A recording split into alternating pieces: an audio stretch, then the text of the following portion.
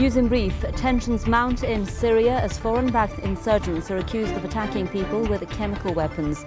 The government says at least 25 people died after militants fired rockets filled with chemical substances in Aleppo province. Russia has described the attack as an extremely dangerous development. The newly elected interim Prime Minister of the foreign-backed Syrian opposition coalition has ruled out dialogue with the Syrian government.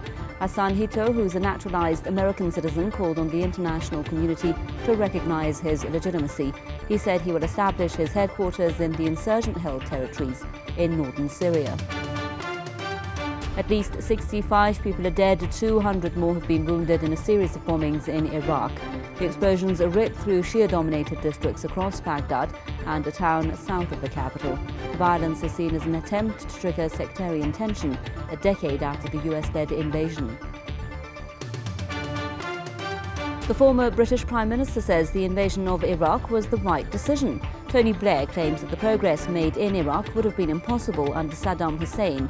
Blair made the comments on the eve of the 10th anniversary of the Iraq invasion. The war has claimed the lives of a huge number of Iraqis. The United States has plans to deploy a missile system in Romania despite opposition from Russia. Romania's defense minister has said the deployment will take place in 2015. The missiles are part of a wider US missile system planned for Europe.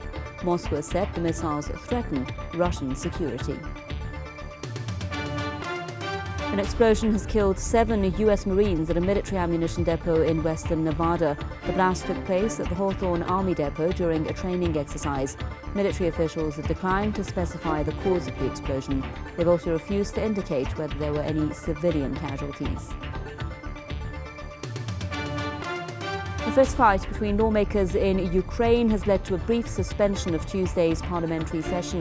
The fighting occurred between MPs from the President's Party and a far-right opposition faction. The clashes erupted after the parliamentary leader of the President's Party made a speech in Russian. Opposition lawmakers immediately booed him, calling him names. And the daughter of the head of Iran's Expediency Council and former President Akbar Hashemi Rafsanjani has been released after serving a 6-month sentence. Her lawyer said Faizeh Hashemi was released on Tuesday morning.